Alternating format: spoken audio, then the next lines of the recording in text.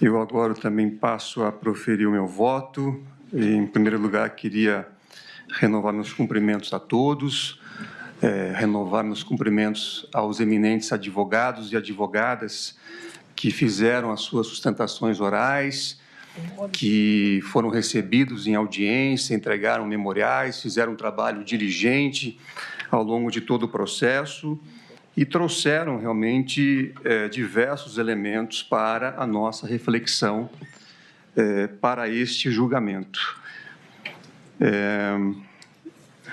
Tal como os eminentes pares, eu também preparei um voto com algumas centenas de páginas, mas não farei a leitura, farei uma apresentação do voto, até porque muitos temas já foram exaustivamente abordados aqui ao longo das sessões. Acho importante, em relação às preliminares, reafirmar o que já foi dito hoje pela ministra Carmen Lúcia, que a competência do Supremo Tribunal Federal para processar e julgar essa ação já foi decidida em quase 1.500 ações julgadas sobre esse episódio do 8 de janeiro, aqui no Supremo Tribunal Federal, das quais já temos cerca de 640 condenações transitadas em julgado e 552 acordos de não persecução penal realizados com a Procuradoria-Geral da República. E, em todos esses casos, foi reconhecida a competência do Supremo Tribunal Federal para processar e julgar essas ações. Já naquele primeiro julgamento que ocorreu no plenário, a maioria, pelo menos, compreendeu que havia conexão das investigações e ações com o inquérito 4.878, que trata dos crimes praticados por milícias digitais e fake news, e também, posteriormente, essa competência foi reforçada com o julgamento do habeas corpus 232.627, da relatoria do ministro Gilmar Mendes. Também a primeira turma já distinguiu a situação do presidente da República em exercício, o que, por força do artigo 86 da Constituição Federal, atrai um regime jurídico diferenciado, a justificar o julgamento do plenário e a situação de ex-presidentes da República que estão afetos à norma do artigo 9º, a linha M do regimento interno do Supremo Tribunal Federal, com a competência das turmas para julgamento. Eu, no meu voto, faço referência aqui à fundamentação que foi apresentada em diversos julgados nessa mesma direção para concluir, pedindo vênias compreensões em sentido contrário, pela competência do Supremo Tribunal Federal e dessa primeira turma para o julgamento da ação penal.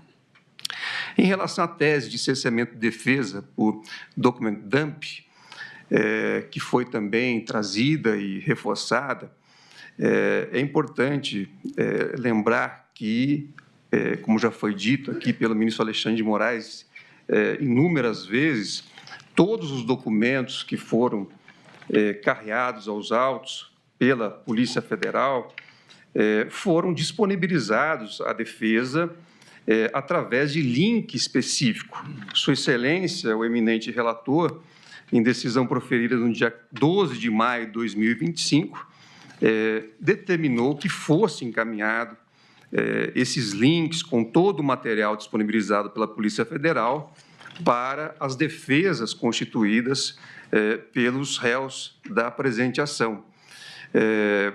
Então, o fato, na verdade, de ser um material amplo, na verdade, não configura, não pode configurar nenhum cerceamento de defesa, porque as defesas receberam o material, tiveram a oportunidade de fazer análise que entendiam cabível e trazer, eventualmente, algum tipo de demonstração de que os documentos apresentados pela Polícia Federal ou pela Procuradoria-Geral da República não eram fidedignos. Pois não, ministro Alexandre? Permite, ministro Pois não. Presidente. Agradeço, presidente. Exatamente, e só para recordar, é que nenhum desses documentos, nenhuma dessas citadas provas que Vossa Excelência recordou, as defesas pediram, nada disso foi utilizado pela Procuradoria-Geral, antes pela Polícia, pela Procuradoria-Geral, e em nenhum dos votos até agora dados, seja para condenar, seja para absolver. Porque, na verdade, não se entendeu haver pertinência. Há, inclusive, eu, quando a defesa requereu, as defesas requereram, eu autorizei e coloquei que determinadas partes deveriam manter sigilo, porque são vídeos extremamente pessoais, áudios extremamente pessoais, não tem nenhuma pertinência com o processo. Mas, dentro do devido processo legal, da ampla defesa, se as defesas quiseram, elas tiveram total acesso. E, presidente, da data até a data que ficou disponibilizado, até o início das alegações finais, foram 4 meses. São 59 advogados das 8 defesas que têm procuração nos autos, fora as equipes.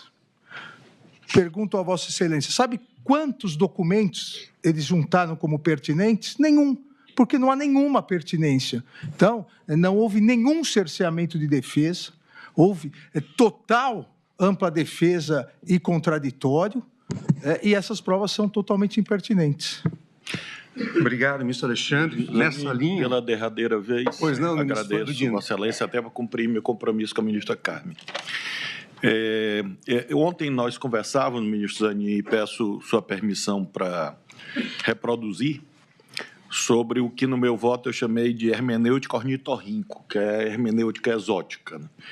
E um dos aspectos que nós conversávamos era sobre o estândar de probatório.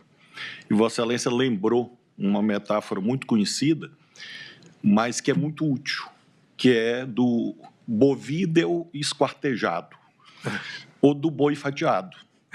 Então, que é aquela espécie de falácia, segundo a qual você divide o boi em bifes e pergunta a cada pedaço, você é um boi? E claro que o pedaço nada diz. Você diz, pede lá para o pedaço do boi mugir, e o pedaço não muge. E aí a conclusão falseada é de que nunca existiu boi. Quando a análise de uma hermenêutica correta, como sabemos, ela tem exatamente essa capacidade de evitar esse método falacioso de esquartejamento do acervo probatório em pedaços que, em si mesmo, podem ser descartados de per si, um a um. Diz, não, esse pedaço não serve, esse não serve, esse não serve, e aí se constrói a falácia de que não há boi. E isso conduz a problemas gravíssimos, sobretudo na seara do direito penal, inclusive a falta de igualdade, que era um debate com o ministro Alexandre. Ele dizia da dificuldade que nós temos de ir além da missão tradicional errada do direito penal, de ser o direito penal dos subalternos, dos pobres. Então, é isto. Os critérios que são aplicados ao jardineiro se compõem se ele comete um erro, devem ser os critérios do direito penal para o dono da casa. Porque, senão, você não consegue construir justiça se a lei não for aplicada de modo isonômico para todos. Então, essas observações de Vossa Excelência, e eu me desculpo de ter revelado a sua metáfora, mas é porque eu acho que ela esclarece bem qual é o estandarte probatório adotado aqui a mostrar a legitimidade do julgamento. Obrigado. Obrigado, ministro Flávio Dino.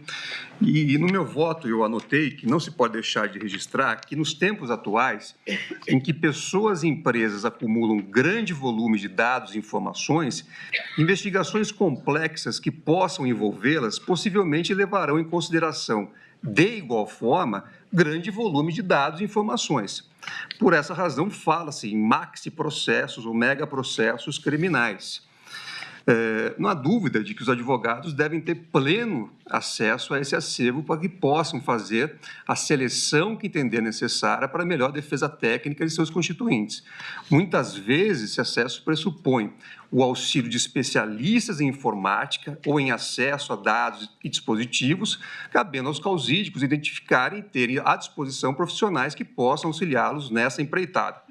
No caso concreto, entretanto, não há negativa de que foi disponibilizado todo o material probatório às defesas técnicas. Ao contrário, nas sustentações orais, houve a confirmação de que todo o material foi disponibilizado pelo eminente ministro relator.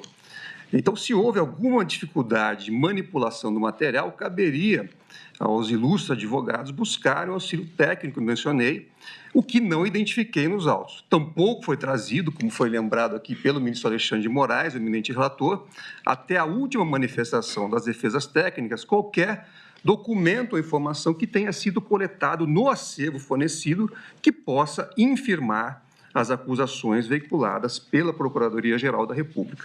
Então, nessa direção, também pedindo vênia as compreensões em sentido contrário, eu entendo que não está aqui configurado nenhum cerceamento de defesa.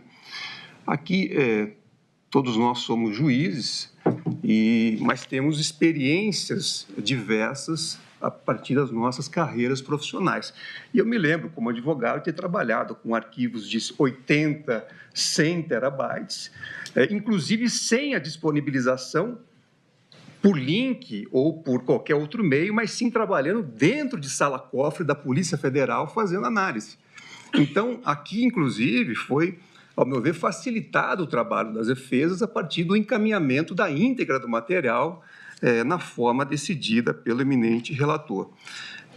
Então, desse modo, reforço pedindo vênia às compressões em sentido contrário, não identifico nenhuma espécie de cerceamento de defesa.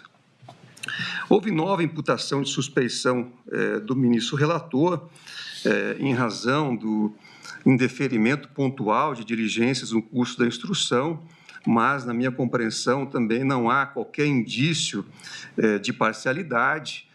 Esse assunto, como já foi rememorado pela eminente ministra Carmen Lúcia, também já foi decidido pelo plenário do Supremo Tribunal Federal, tanto a arguição de suspeição do eminente relator, como do eminente ministro Flávio Dino e também a minha, e essa suspeição foi afastada, insisto, pelo plenário do Supremo Tribunal Federal, e não vejo nenhuma nova causa que possa configurar essa suspeição. Lembro que o artigo 400, parágrafo 1º do Código de Processo Penal assinala que as provas poderão ser produzidas numa só audiência, podendo o juiz indeferir as consideradas irrelevantes, impertinentes ou protelatórias.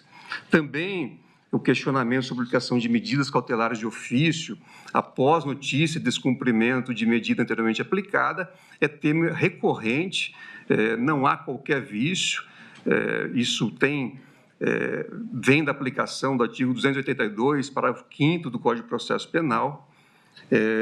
Também analisei em relação à acariação, foi trazida aqui pelas defesas uma suposta nulidade, porque não teria sido registrada em áudio e vídeo.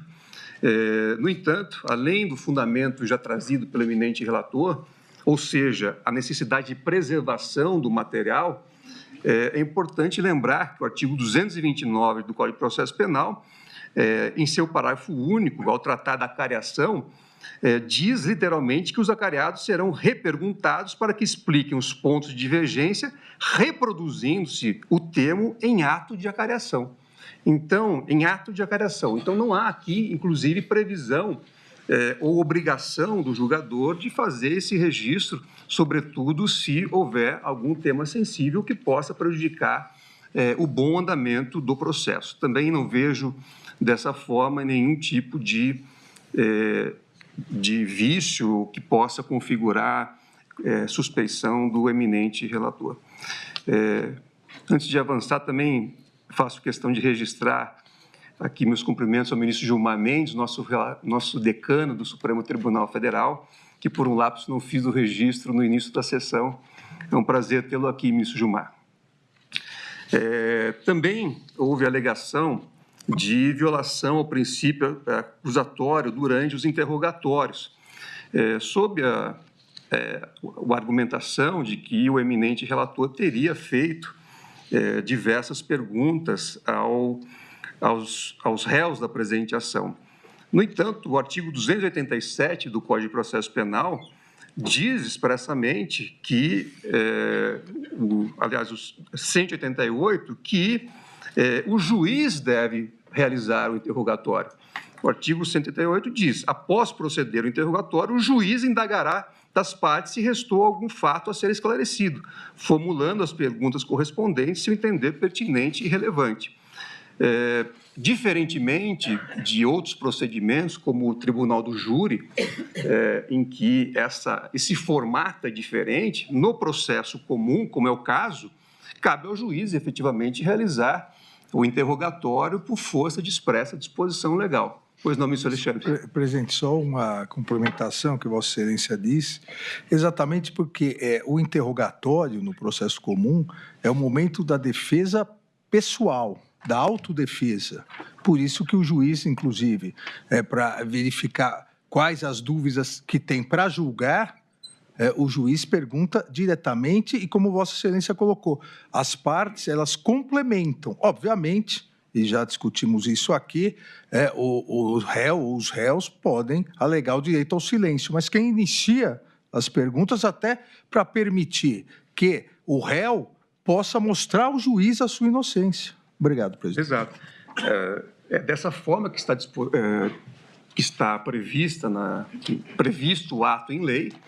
Como eu disse, há outras hipóteses, como o tribunal do júri, que as partes fazem a pergunta por meio do juiz, mas não é o caso aqui dos autos. Então, também não vejo nenhuma violação ao princípio acusatório com o devido respeito.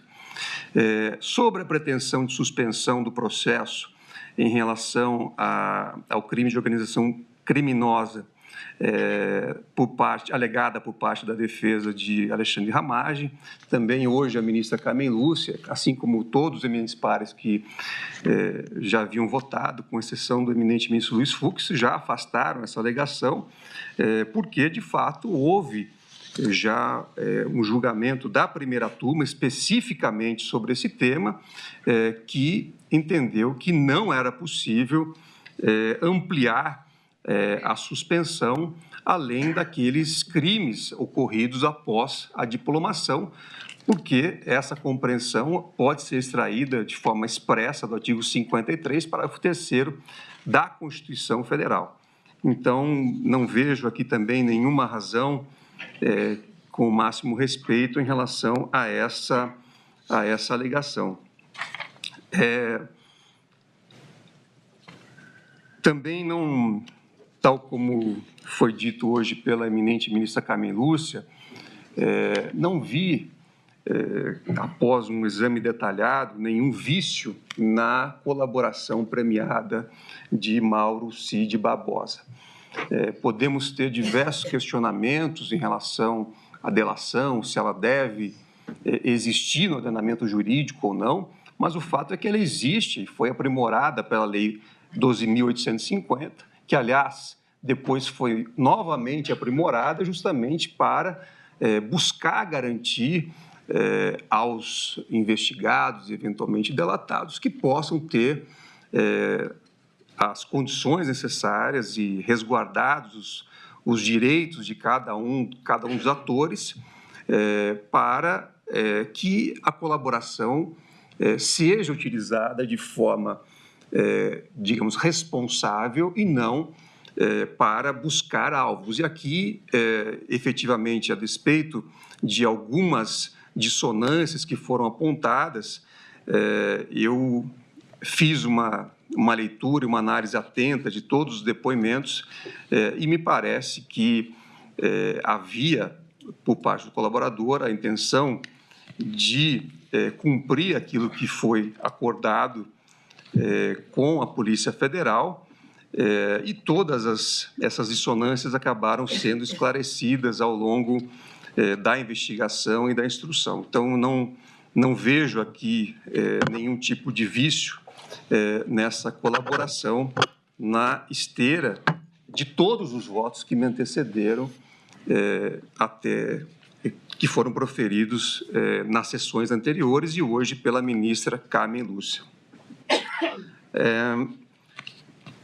Eu trago aqui também, agora, algumas premissas teóricas, rapidamente, para recordar, em relação ao delito de organização criminosa, já entrando no mérito agora da presente ação penal, que o mandamento de criminar situações envolvendo estruturas associativas mais complexas surge com a recepção no direito brasileiro da Convenção de Palermo. E aí eu transcrevo aqui o dispositivo que trata do tema. Recordo ainda que a imputação penal aos acusados compreende como núcleo integrar a organização criminosa armada na forma prevista no artigo 2º da Lei 12.850. Dos dispositivos legais, extraem-se os seguintes requisitos para a configuração da organização criminosa: a existência de uma associação de pessoas estruturalmente ordenadas, com hierarquia por divisão de tarefas, com o intuito de obter, direta ou indiretamente, vantagem de qualquer natureza e mediante a prática de infrações penais cujas penas máximas sejam superiores a 4 anos. Na doutrina, acrescenta-se a necessidade de estabilidade, diferenciando das hipóteses de concurso de pessoas ou de associação eventual para a prática de crime. Antecipo compreender que a Procuradoria-Geral da República conseguiu descrever satisfatoriamente uma organização criminosa armada, estruturada hierarquicamente, com divisão de tarefas entre seus integrantes e orientada a perseguir um projeto de poder do qual participavam os seus integrantes, tudo mediante a prática de ações ilícitas voltadas para a vulneração de tipos penais previstos no artigo 359 L e M do Código Penal, assim como outros. Hoje o ministro Alexandre de Moraes também já fez referência que o objetivo central dessa organização criminosa, que eu estou também a reconhecer, tinha o objetivo de assegurar a permanência no poder do ex-presidente Jair Messias Bolsonaro, seja qual fosse o método a ser utilizado, o método criminoso a ser utilizado. E isso, de fato, na minha compreensão, está configurado. Segundo a denúncia, o ex-presidente da República, Jair Messias Bolsonaro, contando com o auxílio direto de Walter Souza Braga Neto, que foi ministro da Casa Civil e da Defesa de seu governo, Augusto Heleno Ribeiro Pereira, então chefe de Gabinete de Segurança Institucional, Anderson Gustavo Torres, ministro da Justiça, que também exerceu o cargo de secretário de Segurança Pública do Distrito Federal, Alexandre Ramagem Rodrigues, delegado de Polícia Federal, que à época exercia o cargo de diretor-geral da BIM, e Mauro César Barbosa Cid, seu ajudante de ordens, constituiu e estabeleceu uma organização estável com duração superior a 1 ano, cujo planejamento descrito em inúmeros documentos apreendidos previa ações coordenadas voltadas para a permanência, a revelia do processo eleitoral e, pois, da vontade popular no poder de Jair Messias Bolsonaro. Também contou com o auxílio imprescindível de Paulo Sérgio Nogueira de Oliveira, então ministro da Defesa, e Almir Garnier Santos, comandante da Marinha, que disponibilizou seu contingente para que o plano tivesse êxito. Prossigo no meu voto, dizendo que a prova dos autos permite concluir, que eu vou fazer referência ao longo do voto, que os acusados objetivavam romper com o Estado Democrático de Direito, valendo-se deliberadamente e da condição expressa, da concitação expressa a um desejado uso do poder das Forças Armadas. Havia clara divisão de tarefas. Jair Messias Bolsonaro é apontado como líder da organização criminosa diante da sua posição de comando referendada pela prova documental, que indica que todos procuraram a ele se reportar, além de ser o maior beneficiário das ações da organização criminosa. Como já disse aqui o ministro Alexandre de Moraes, na data de hoje, e em todos os atos, o que se via era justamente a permanência no poder do ex-presidente Jair Messias Bolsonaro e não de outra pessoa, como seu ajudante de ordens ou qualquer outro membro da organização criminosa apresentada pela Procuradoria-Geral da República. Augusto Heleno e Alexandre Ramagem teriam prestado auxílio psíquico, elaborando planejamento detalhado, constituindo discursos para fomentar a narrativa golpista e viabilizando o uso da BIM para monitoramento de pessoas e interesses da organização. Anderson Gustavo Torres, na condição de ministro da Justiça e Segurança Pública, teria atuado para a difusão de notícias sabidamente falsas sobre o sistema eletrônico de votação, além de ter empregado sua posição para viabilizar a ação indevida da Polícia Rodoviária Federal no segundo turno das eleições, em que grupos de eleitores foram alvo de operações de trânsito destinadas a dificultar o acesso aos locais de votação. Mais do que isso, na condição de secretário de Segurança Pública do governo do Distrito Federal, viajou às vésperas do dia 8 de janeiro, ignorando o risco elevado de convulsão social, já monitorada em grupos de redes sociais entre integrantes das forças de segurança. Mauro César Barbosa Cid, ajudante de ordem, seria o porta-voz de Jair Messias Bolsonaro e responsável pela transmissão de orientações e informações aos demais membros do grupo. Paulo Sérgio Nogueira de Oliveira, na condição de ministro da Defesa, seria responsável por endossar a narrativa de descredibilizar o sistema eleitoral, utilizando-se, inclusive, de estrutura do Ministério da Defesa para tanto.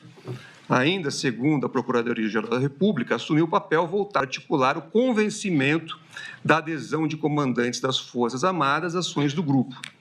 Almir Garnier Santos, por seu turno, deveria fornecer auxílio material, viabilizando-se a adesão da Marinha aos insurgentes quando fosse decretado o golpe de Estado. Walter Souza Braga Neto, ex-ministro de Jair Bolsonaro e seu candidato à vice nas eleições de 2022, figurou como um dos integrantes do gabinete de crise a ser instituído após a deflagração do golpe e atuou incisivamente nos momentos de intensificação das ações do grupo, sobretudo em relação à execução do plano Punhal Verde Amarelo, que previa o monitoramento e, como já foi dito aqui, a neutralização dos candidatos eleitos e do eminente ministro relator, com o uso de integrantes armados das Forças Especiais do Exército. Ainda atuava na articulação com os apoiadores do grupo, que se encontravam acampados à frente dos quartéis.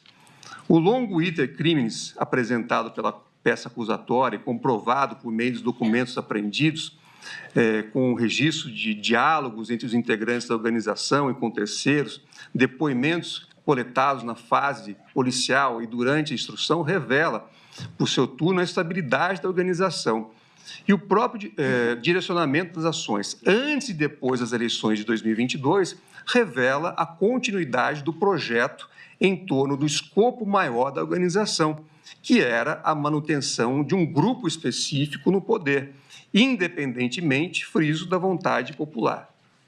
Os elementos coletados, por fim, demonstram à sociedade que a organização se valeu de ameaça de se recorrer ao poder incontrastável do Estado, recorrendo-se às Forças Armadas, com o objetivo de impedir o regular funcionamento dos poderes da República, assim como depor um governo eleito de forma legítima. Em relação aos artigos 359-L e 359-M do Código Penal, até 2021, esses tipos tutelavam a estrutura do Estado brasileiro, que tutelam a estrutura do Estado brasileiro, estavam previstos na Lei de Segurança Nacional. Mais de 30 anos depois, em 2021, foi finalmente publicada a Lei 14.197, que revogou a Lei de Segurança Nacional e determinou a inclusão do título 12 no Código Penal brasileiro, tratando dos crimes contra o Estado Democrático de Direito, dentre os quais nos interessam os delitos previstos no capítulo 2, que compreende os crimes contra as instituições democráticas, notadamente os tipos de abolição violenta do Estado Democrático de Direito e golpe de Estado. O contexto da promulgação da legislação, em meio ao incremento da tensão entre o Poder Executivo Federal e o exercício de função contra-majoritária pelo Supremo Tribunal Federal, eu tratarei também no voto. A importância de uma legislação que tutele o Estado Democrático de Direito avulta diante do histórico de irrupções contra a ordem democrática e de insurreições que, desde o advento da República, assolaram o país.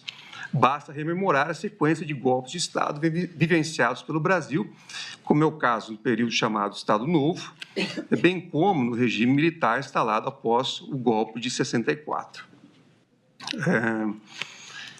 Embora a doutrina sustente uma continuidade normativa entre o tipo do artigo 17 da Lei de Segurança Nacional e o artigo 359-L do Código Penal, a nova legislação representou simbolicamente uma opção do legislador para que houvesse uma tutela efetiva do Estado Democrático de Direito, por meio de normas penais compreendidas como instrumentos de autodefesa democrática, para usar a expressão de Adhemar Borges. A virulência das agressões no dia 8 de janeiro de 2023 reafirma a necessidade da tutela penal do Estado Democrático de Direito. Nas palavras de Rodrigo Sanches Rios e Vitor Costa, a defesa da democracia pressupõe, antes de mais nada, a identificação dos meios à sua disposição para prevenir, reprimir e imunizar o sistema político contra agressões advindas de pretensões autoritárias. Nessa linha, e trago no meu voto diversos outros elementos, entendo que a responsabilização adequada e nos termos da lei dos agentes que buscam a ruptura institucional é elemento fundamental para a pacificação social e consolidação do Estado Democrático de Direito.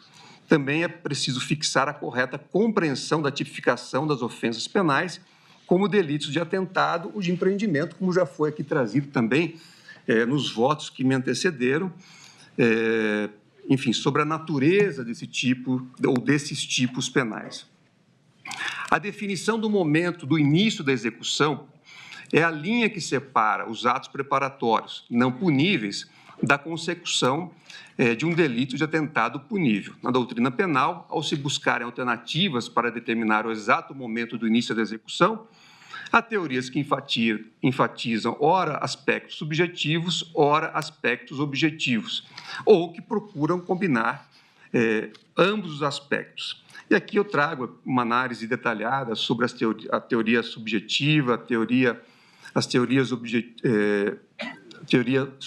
objetiva da conduta, as teorias objetivo-materiais, que já foram referidas também pelo ministro Flávio Dino, para dizer que as teorias objetivo-materiais buscam traçar fundamentos de critérios materiais para determinar o início da execução.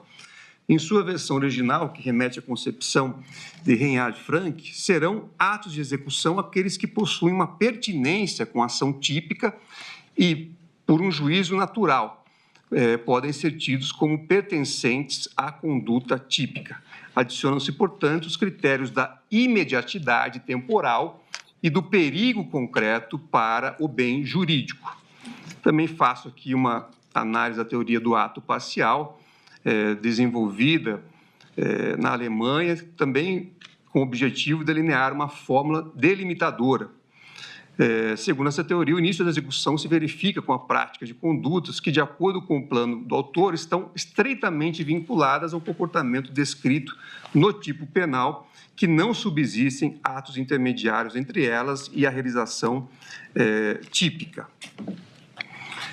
Trago aqui a lição também no meu voto de Klaus Roxin, segundo a qual a determinação do último segmento de ato parcial é depreendida por meio de dois critérios: a conexão entre as esferas do autor e da vítima e a vinculação temporal entre a conduta e o resultado esperado.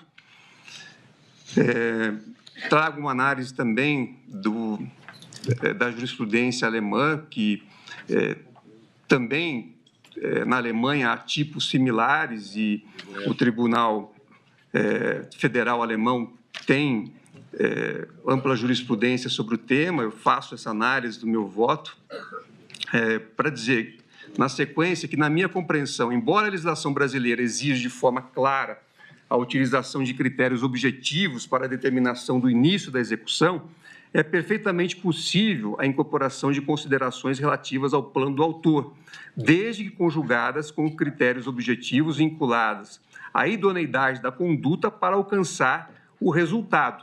E, aliás, essa compreensão foi adotada em julgamento do Superior Tribunal de Justiça, que foi mencionado expressamente no voto do ministro Flávio Dino, que é o RESP 1.252.770 da relatoria do ministro Rogério Schietti, que foi julgado em 2015. Então, conforme entendo, a determinação do momento do início da execução tem como pressuposto a afetação da esfera do tipo, que ocorre que, segundo o plano do autor, tivesse sido praticada a conduta anterior ao comportamento objetivamente idôneo a abolir o Estado Democrático de Direito, no caso do artigo 359-L, ou a depor o governo legitimamente eleito, no caso do artigo 359-N, colocando o bem jurídico concretamente em perigo. No caso que está a julgar, a própria tentativa de abolir o Estado Democrático de Direito, verdadeiramente, pode ser refletida por uma vasta cadeia de atos, como já foi aqui mencionado hoje pela ministra Carmen Lúcia e também pelo ministro Alexandre de Moraes, sejam de ordem material, sejam de ordem discursiva, ambas idôneas a ofender o bem jurídico que se quer proteger. De fato, no caso vertente, como visto, a acusação sustenta que a organização criminosa trabalhou em frentes diferentes. Não havia uma linha de ação única definida, mas o planejamento de diversas estratégias que envolviam o uso de estruturas de Estado para monitoramento de servidores e agentes públicos e políticos. 2, a difusão de falsas narrativas para construir um ambiente de instabilidade política. 3, o estímulo negativo do cumprimento de decisões judiciais, ao argumento de que seriam manifestamente ilegais. 5, o uso da estrutura policial para interferir no resultado eleitoral. 6, a facilitação e estímulo de manutenção a manifestações públicas convulsionantes para justificar medidas de força. 7, tentativa de cooptação e pressão dos comandantes das Forças Armadas para aderirem a medidas de força. 8, o uso de militares das Forças Especiais para monitorar e eliminar autoridades públicas. 9, elaboração de decretos e discursos para legitimação de um regime de exceção. Para cada uma dessas estratégias que vulneram de diferentes formas o bem jurídico, porquanto incrementam sobremaneira o risco de lesão, há imputação sobre condutas incluídas na denúncia, sobre as quais os acusados puderam se defender. Cada defesa soube enfrentar os elementos impostos pela peça acusatória, que se relaciona a uma sequência de atos, e isso é importante, ministro Flávio Dino, uma sequência de atos que consolidam uma situação de vulneração típica do objeto tutelado. Em suma, que apontam para a situação de tentativa de restrição, o tipo faz referência a essa palavra, ao exercício do Poder Judiciário ou que evidenciam a contribuição para a tentativa de deposição do governo legitimamente eleito. Eu faço depois também uma análise específica sobre cada um desses tipos que tutelam o Estado Democrático de Direito e digo que, no caso vertente, compreendo que o bem jurídico é vulnerado a partir do momento em que a atuação do poder destinatário da ameaça ou da violência sofre interferência concreta em decorrência dos atos perpetrados.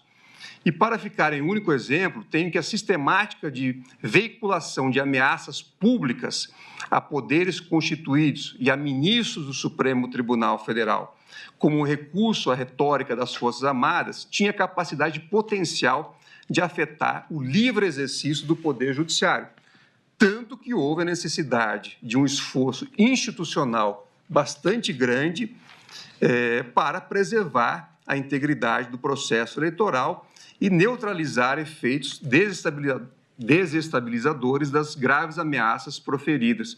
E faço aqui referência à lição de Adhemar Borges.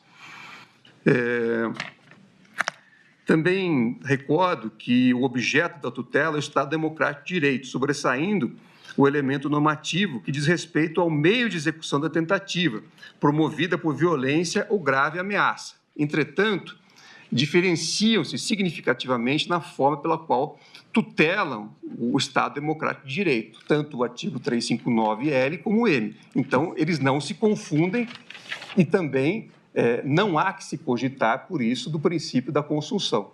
Pois não, ministro Flávio Dino. Ministro Zanin, apenas para frisar uma lembrança inédita até aqui no julgamento, sua, que eu acho de altíssima importância nessa quadra difícil que o regime democrático atravessa no mundo. Sabemos bem que é aquilo que o ministro Alexandre chama de populismo, de extremismo, enfim, lamentavelmente não é um fenômeno apenas brasileiro, é um pouco espírito do nosso tempo.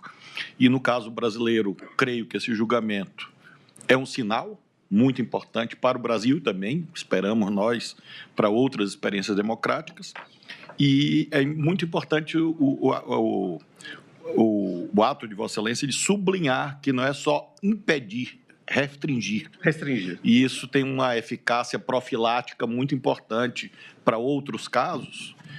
Ontem mesmo eu representei a Polícia Federal porque passaram o dia milhares de postagens dizendo que eu devia ir para o Nepal, que iam fazer o Nepal aqui e que iam tocar fogo nas casas das pessoas.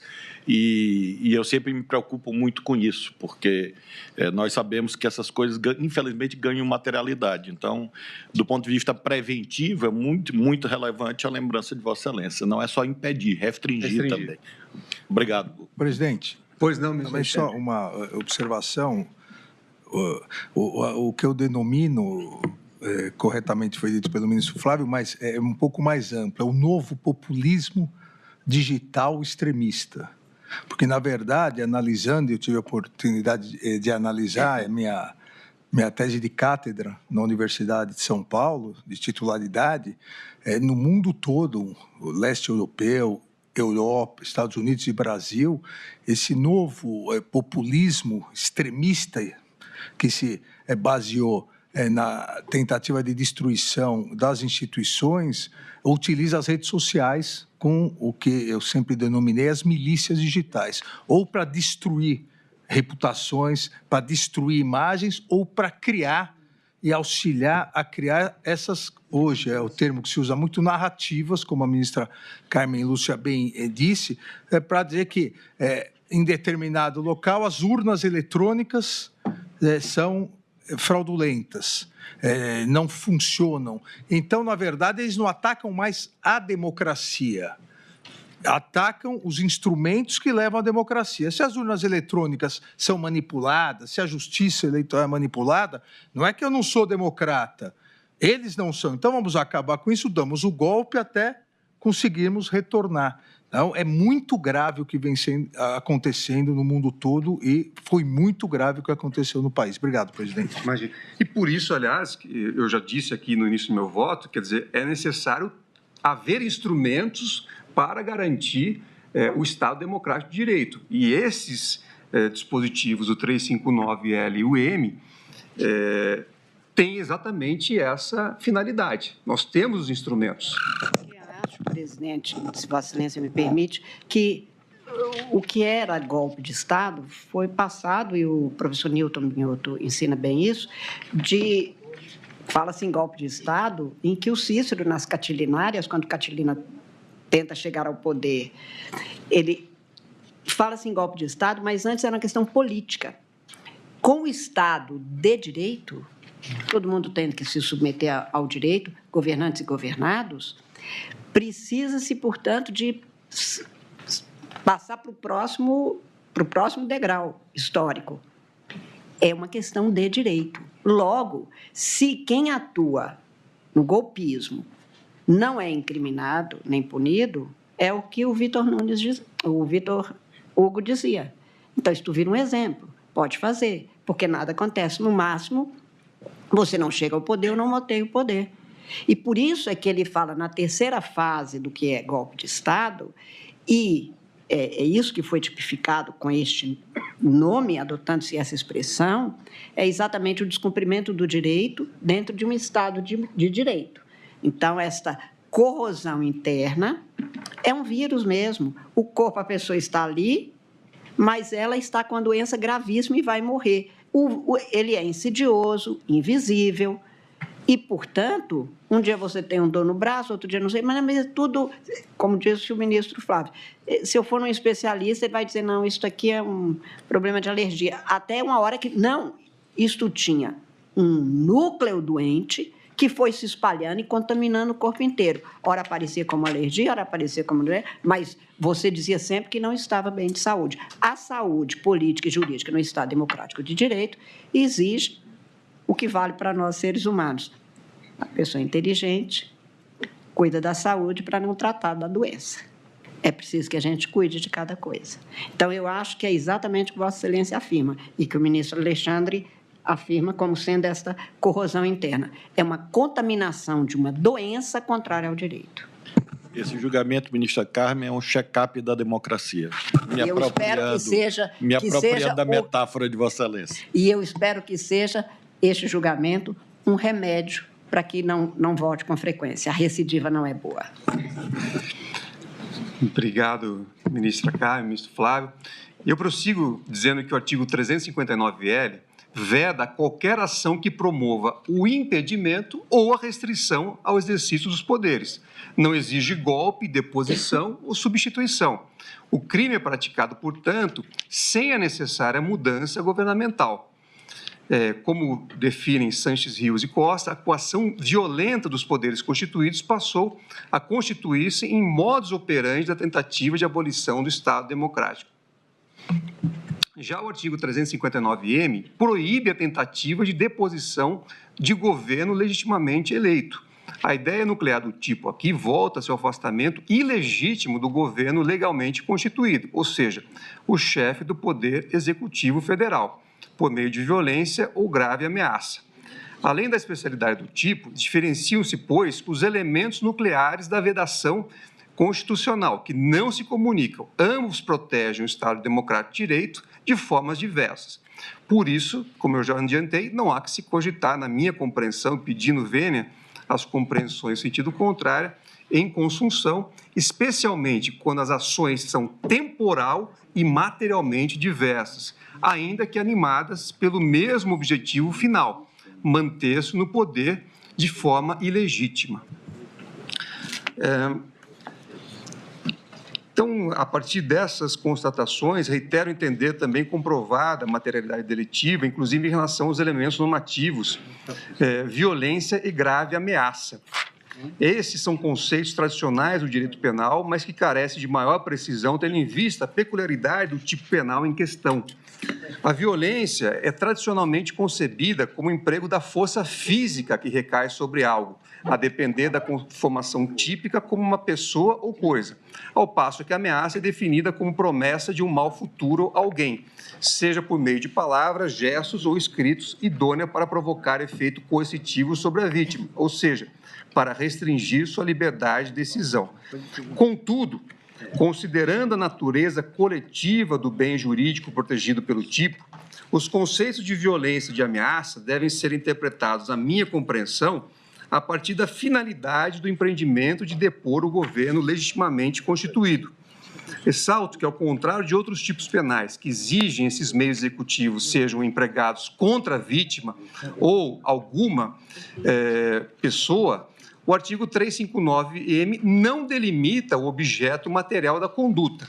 Assim, a violência ou ameaça típicas, e é isso que eu dizia quando o ministro Alexandre exibiu o vídeo, devem se dirigir a algo ou alguém, mas não necessariamente a uma pessoa ou coisa representada desse governo, sendo determinante a demonstração do efeito coercitivo e institucional. A caracterização de violência é inequívoca no que se refere aos atos públicos de 8 de janeiro de 2023, quando manifestantes invadiram prédios públicos, danificaram o patrimônio da União e confrontaram forças policiais e jornalistas, assim como em outros atos que foram também descritos na denúncia e devidamente comprovados, inclusive pelos vídeos que foram já exibidos anteriormente pelo ministro relator Alexandre de Moraes e que hoje foram também relembrados nessa sessão. A ação dos executores dos danos tinha como escopo demonstrar elevado grau de estabilidade política, a ponto de justificar decretos de exceção. Eu também aqui faço referência à historiadora já referida pela eminente decana Carmen Lúcia, Heloísa Stalin, que, em entrevista ao programa Roda Viva, também diz o seguinte: quando você pensa em golpe de Estado, pensa na primeira fase, que é a conspiração. Nós vamos conspirar como é que nós vamos derrubar um governo legalmente constituído e ocupar o poder. A segunda fase é como eu crio uma situação de instabilidade institucional de tal maneira que eu possa, eu, golpista, né, que nós possamos ocupar o poder ilegalmente. Então, em 1937, foi o Plano Cohen, em que você teve uma insurreição comunista no Brasil. Em 64, a quartelada e a saída das tropas. E talvez no dia 8, não sei se vocês vão concordar, o 8 de janeiro é o caos, disse a historiadora ao fazer essa análise. Como já mencionei no voto que proferi quando recebimento da denúncia, o recorrente recurso à possibilidade de intervenção militar, como foi também reiterado hoje aqui pelo ministro relator Alexandre de Moraes, também constituiu uma forma de constrangimento ameaçador. A contingência foi reiteradamente sugerida por alguns dos acusados em manifestações públicas, incluindo situações documentadas em que o então presidente da República atacou a atuação do presidente do Tribunal Superior Eleitoral. O elemento normativo grave ameaça, presente nos artigos 359L e 359M, pode configurar, portanto, em tese, pela sugestão de medidas de exceção em absoluto e manifesto descompasso com as restritas hipóteses constitucionais, exarada pelo comandante em chefe das Forças Armadas ou por integrante do alto escalão de governo, sob pretexto de críticas à atuação de outro membro do poder e com o uso de informações sabidamente falsas. Configura-se assim, entendo, um expediente ameaçador voltado para constranger o livre exercício dos poderes constituídos. Em relação aos crimes previstos no artigo 163, parágrafo único, inciso 1, 3 e 4 do Código Penal e 62, inciso 1 da Lei 9.605, de 98, também imputados na denúncia apresentada pela Procuradoria-Geral da República. Entendo que não há grandes questionamentos, sequer pelas defesas, acerca da materialidade do crime de dano. A denúncia e os documentos que acompanharam registraram um prejuízo global significativo. 3.500.000 no Senado Federal, R$ 2.717.868,08 na Câmara dos Deputados, mais de 9 milhões apenas com obras de arte no Palácio do Planalto e R$ 11.413.654,84 neste Supremo Tribunal Federal, excluído dessas contas os bens de valor inestimável. Então, também esses crimes me parecem amplamente demonstrados. Registro ainda que o preceito secundário dos tipos do artigo 359L e 359M do Código Penal impõe o concurso material desde que reconhecidos o liame subjetivo das ações engendradas por cada um dos agentes e as ações danosas perpetradas. Vale dizer, se os agentes assumiram o risco por suas ações de ocorrência do resultado danoso ou se constituíram significativamente para que, ou se contribuíram, significativamente para que ele ocorresse. Outra premissa teórica diz respeito aos pressupostos de punibilidade do concurso de pessoas nos delitos imputados. Parte das teses defensivas procura atribuir à participação de caráter quase insignificante ou atribui resultado de participação um reflexo sobre pretenso ato preparatório impunível. Recordo sobre esse tema que a norma de extensão do artigo 29 do Código Penal impõe que se promova imputação penal a todos que concorram para os eventos causais que resultem na ofensa ao bem jurídico tutelado, desde que fixados os termos da correlação entre o dolo do agente e a vulneração objetiva do bem jurídico tutelado. É nesse aspecto, ministro Flávio Dino, justamente à luz do artigo 29, que todos os fatos devem ser analisados em conjunto e se verificar a participação de cada agente que contribuiu para o resultado final do delito ou dos delitos. Como eu fui citado, presidente, eu vou quebrar minha promessa. Pois não. Se não fosse, eu tenho que argumentar alguma coisa. E vocês não vão fazer a parte para ficar igual. Eu vou ficar com uma a mais. Presidente, porque se não fosse assim, ninguém do PCC e do Comando Vermelho eram condenados nunca. Esse é o risco de você não compreender essa dinâmica que Vossa Excelência acaba de descrever. Além das hipóteses de autoria imediata, é possível a atribuição de responsabilidade penal a título de coautoria nas situações em que os autores realizam conjuntamente o tipo. A caracterização da coautoria exige a imputação recíproca entre os coautores, devendo-se demonstrar a execução comum do fato típico e o acordo para a realização conjunta do crime, ou seja, a existência de um plano delitivo comum. Desse modo, ainda que um dos agentes realize apenas um dos elementos típicos, por exemplo, a ameaça, todos os executores serão punidos como coautores do fato. Já a participação punível pode ocorrer tanto por meio de instigação ou induzimento, condutas que influenciam a decisão do autor de praticar o delito, como por meio de auxílio, seja material ou psíquico, também chamado de cumplicidade, situação em que o partícipe fornece recursos para possibilitar a prática do delito por parte do autor. Ressalto ainda a viabilidade jurídica da chamada coparticipação, tanto na forma de co-instigação como de co-cumplicidade, caracterizada pela existência de um plano delitivo comum, com divisão de papéis, de convencer ou determinar o autor a praticar o fato principal ou de fornecer conjuntamente meios para a prática do delito. Essa é, inclusive, a lição de Roxin que eu trago aqui no meu voto.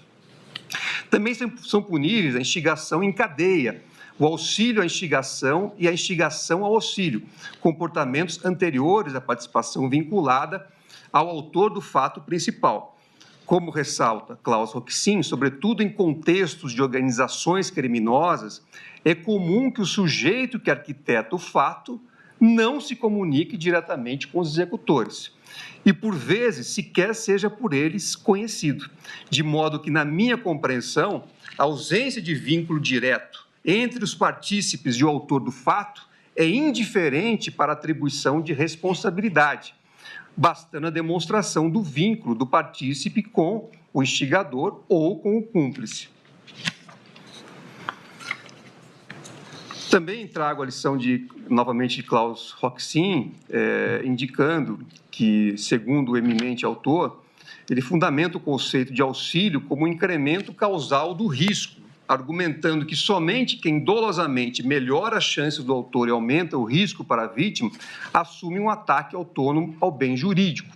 O cúmplice, portanto, segundo ele, é quem possibilita, facilita, intensifica ou assegura a execução do fato, aumentando o risco concreto da ocorrência do crime. A demonstração da causalidade do auxílio nessa perspectiva não exige o meio oferecido pelo auxiliador seja efetivamente utilizado na execução do delito, mas apenas que haja uma contribuição relevante para o incremento da chance de sucesso da empreitada criminosa. Isso vale aqui especialmente para o Corréu Garnier, que colocou à disposição aqui as forças que eram por ele comandadas e que, independentemente da utilização ou não, isso serviu como estímulo para que o líder da organização criminosa pudesse levar adiante a sua empreitada. Então, no caso vertente, várias condutas caracterizam ora ações, ora omissões típicas que fundamentam a autoria, ora instigação, ora auxílio, contribuindo conjuntamente para a tentativa de restrição do livre exercício dos poderes e, posteriormente, para os atos violentos que expressaram de forma pública o projeto de deposição do governo legitimamente eleito.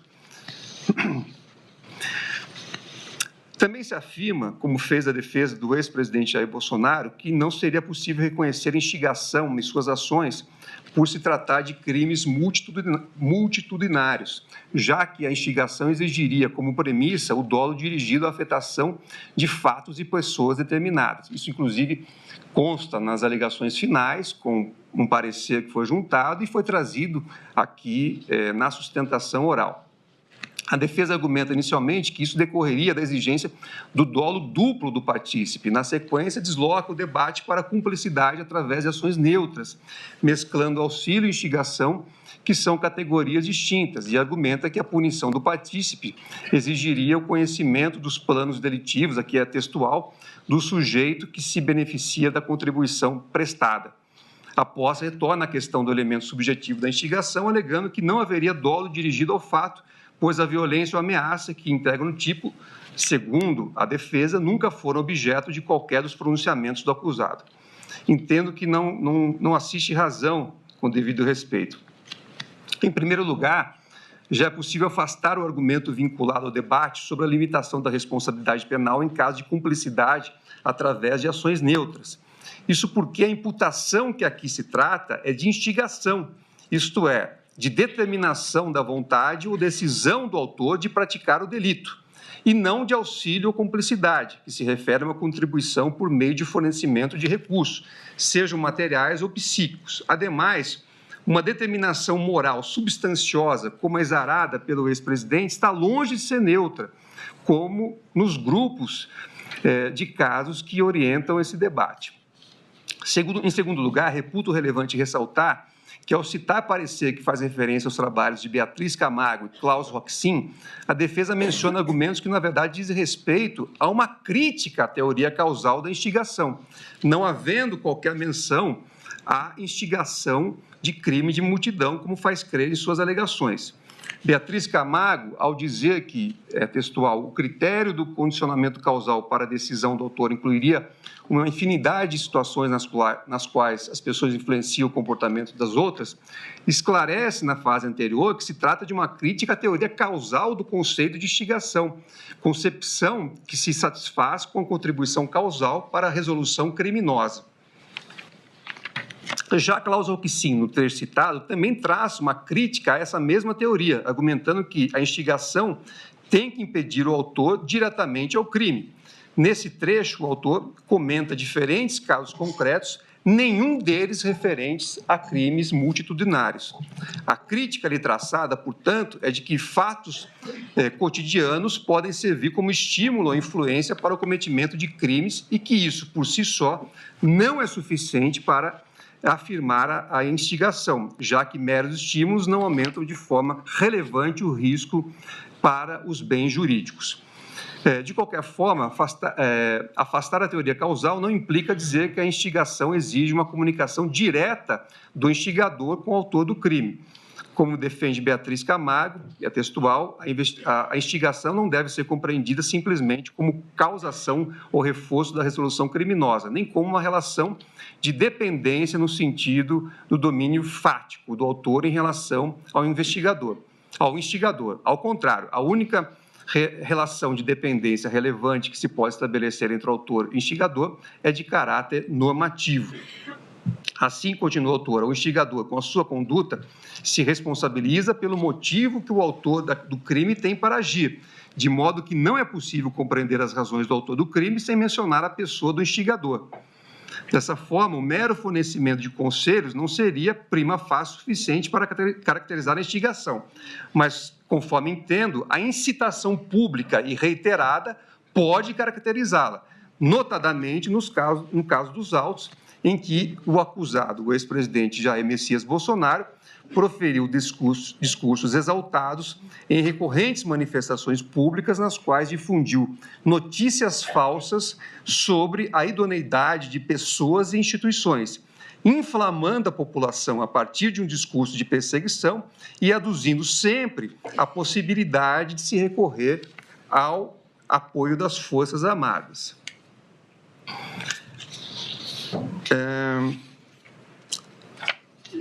Eu prossigo no meu voto com várias citações, que eu não vou fazer referência aqui, dizendo que assim não se sustenta a alegação de que a instigação seria, por definição, incompatível com os delitos multitudinários. Não identifico nenhum óbice jurídico para a incidência dos tipos penais nos moldes apresentados pela Procuradoria-Geral da República. Na sequência do meu voto, eu passo a também trazer um panorama factual dizendo que, conforme pudemos observar, quando o julgamento, o recebimento da denúncia, não existem dúvidas na comunidade jurídica acerca da materialidade delitiva relacionada aos atos ocorridos no dia 8 de janeiro de 2023, em que o país assistiu à invasão deste Supremo Tribunal Federal, do Palácio do Planalto, do Congresso Nacional, ao vivo, por milhares de pessoas. A gravidade dos fatos, exibida em sessão de julgamento no dia 26 de março de 2025 pelo eminente ministro relator, não foi sequer contestada pelas combativas defesas em suas sustentações orais. Trata-se de circunstâncias, em sua inteireza, incontroversas. Os registros audiovisuais revelam, de um lado, adesão parcial de forças de segurança pública ao liberarem acesso a golpistas inflamados, e, de outro, uma concertação arquitetada que sucedeu à chegada coordenada de milhares de pessoas em centenas de ônibus aptas a provocar um cenário de conturbação política justificador em tese de medidas de contenção e força. Esse quadro ganha sentido quando se observa que uma das saídas planejadas pelo grupo era a decretação de medidas de exceção, com ulteriores restrições a liberdades cívicas em prol de uma chamada normalidade institucional. Havia, portanto, um cenário constituído para justificar a intervenção anômala de forças de segurança, que as investigações agora revelam ser fruto de ações conscientes voltadas à tentativa de golpe de Estado e de abolição do Estado democrático de direito.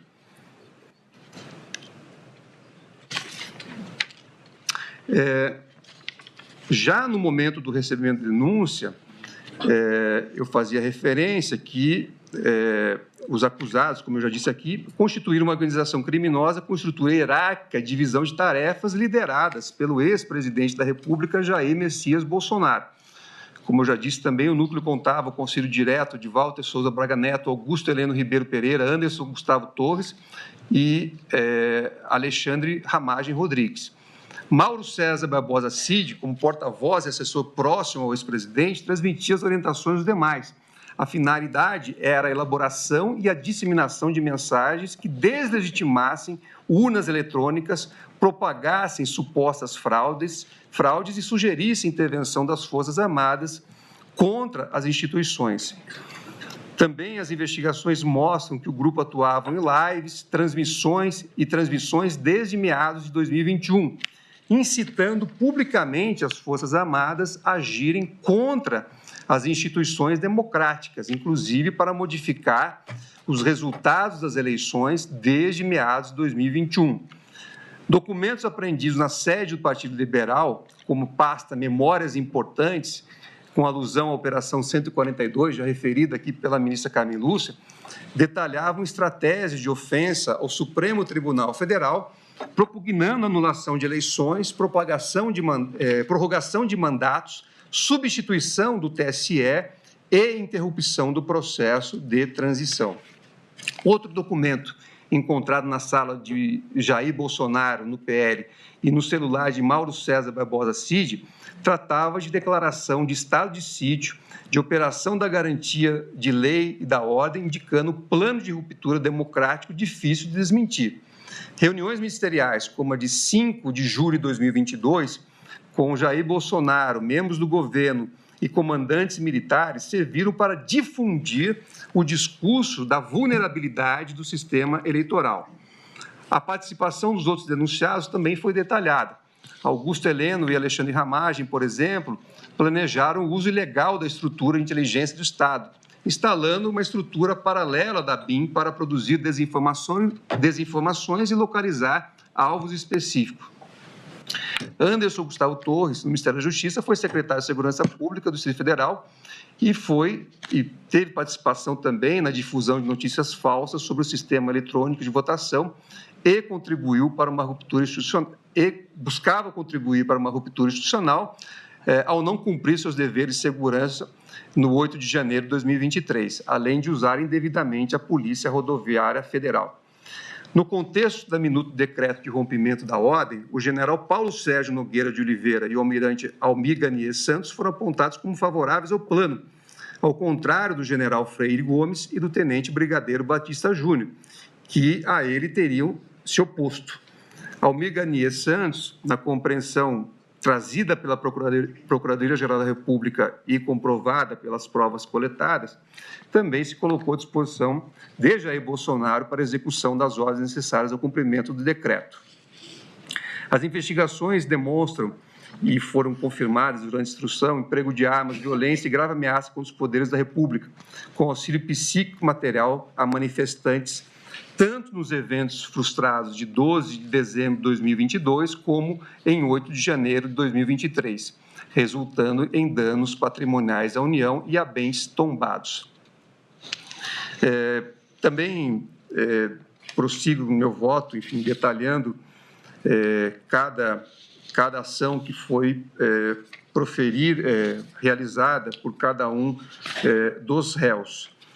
E também todos os documentos e materiais que foram apreendidos e trazidos aos autos e disponibilizados às defesas.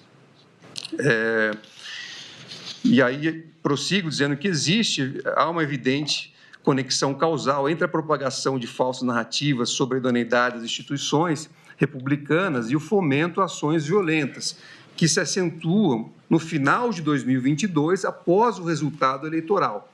A robusta prova de que a organização promoveu, em seguida, a insuflação popular, auxílio psíquico e material para permitir a instalação e manutenção dos acampamentos de insatisfeitos com os resultados eleitorais à frente dos quartéis, logo após a eleição de 2022.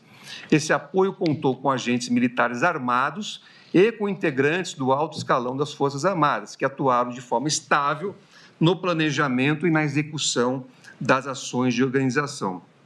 Não bastasse, durante o processo eleitoral, precisamente no segundo turno, a acusação apresentou elementos robustos no sentido de que a organização criminosa atuou para que servidores elaborassem um documento chamado Business Intelligence, a fim de viabilizar a ação estruturada da Polícia Rodoviária Federal, no sentido de operar blitz nas proximidades de locais de votação em que o adversário político havia obtido mais votos. A prova documental, consubstanciada em fragmentos de áudios recuperados, porque apagados deliberadamente pelos agentes, mostrou-se reforçada pelo contundente depoimento da testemunha Clebson Ferreira de Paula Vieira, analista da Coordenação Geral de Inteligência do Ministério da Justiça e Segurança Pública.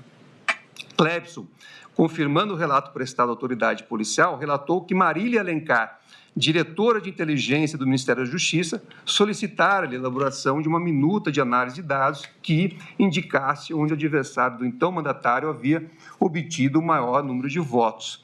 Em sequência, uma avaliação da distribuição do efetivo da Polícia Rodoviária Federal, o que lhe deixou apavorado, porque verificou no dia do segundo turno das eleições que houve operações policiais, inclusive em localidades da Paraíba, presente na lista de análise que havia feito para sua superiora.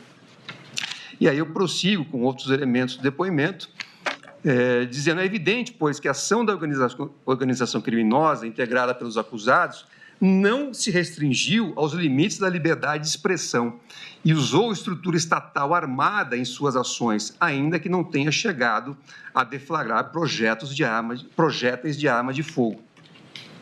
Observo ainda que a atuação do grupo prosseguiu e adquiriu contornos ainda mais gravosos após a derrota nas urnas.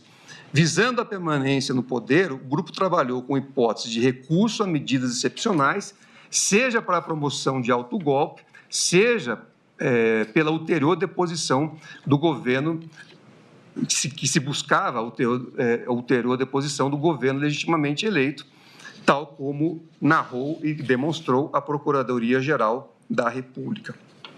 Houve, portanto, série de ações para manutenção e estímulo reiterado da permanência de acampamentos de manifestantes à frente de quartéis do Exército Brasileiro em diversas capitais. Como já havia exposto aqui no meu voto, o general Mário Fernandes Correl, processado em outro grupo da presente ação penal, esteve presente pessoalmente no acampamento de Brasília e dialogava com líderes do movimento, estimulando a permanência do movimento.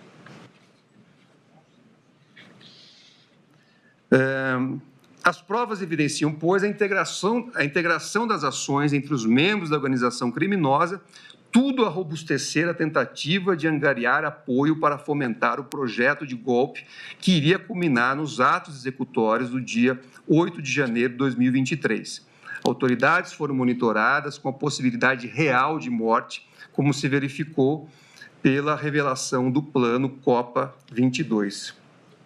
Em síntese, toda essa série de eventos denotam que não houve mera expressão de opiniões controversas, mas um concerto de ações voltadas para a permanência no poder, primeiro por meio da tentativa frustrada de coartar a livre atuação do Poder Judiciário e de interferir nas eleições, depois por meio de atos de força que viabilizassem, como estopim, a deflagração de uma resposta institucional armada com apoio das Forças Armadas e manutenção do grupo no poder. Por essas razões, reitero, não há como afirmar que a violência em relação a tais denunciados tem de estar vinculada necessária e exclusivamente ao evento singular do dia 8 de janeiro. Na verdade, descortinou-se um projeto permanente de esgarçamento das relações institucionais, acrescidas do intuito, evidenciado desde as lives promovidas em 2021, de restrição do exercício livre da fiscalização contra-majoritária do Poder Judiciário, com o escopo de permanência no poder. E as ações que se seguiram voltaram-se para esse constrangimento constante do Poder Judiciário, intensificando-se depois da eleição para o escopo de deposição do governo eleito. Essa sequência de atos não se constrói do dia para a noite, nem se consolida em atos únicos, delimitados facilmente no tempo e no espaço. São ações que se conjugam, situações que se consolidam e que se alimenta, ao fim, a um risco proibido de produção do resultado.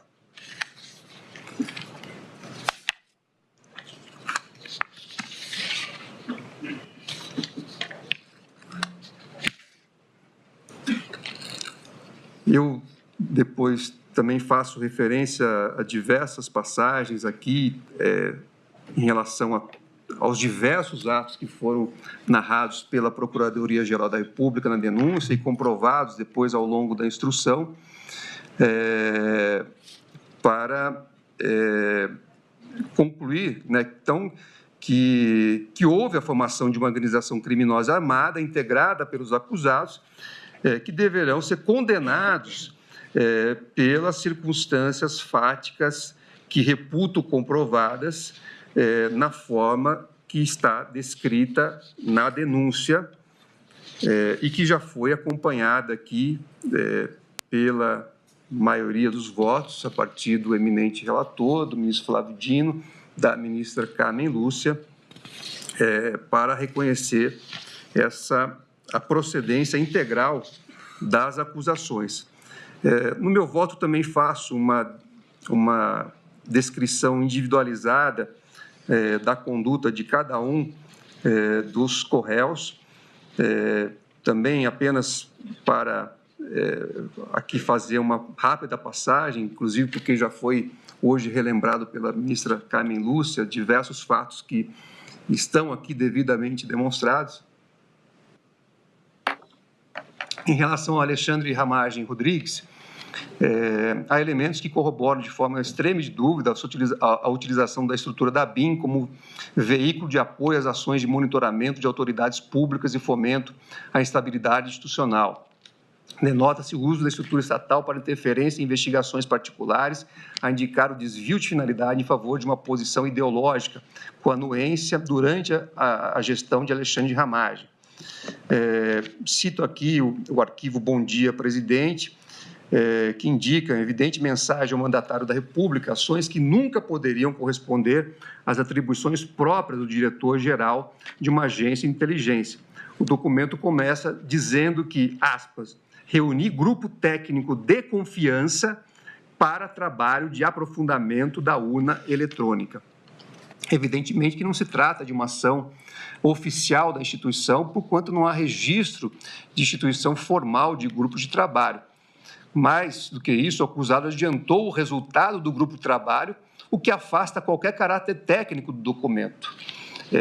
Já naquele material constava, aspas, já há como concluir que será apontada vulnerabilidade na transparência técnica e na governança exclusiva do tribunal.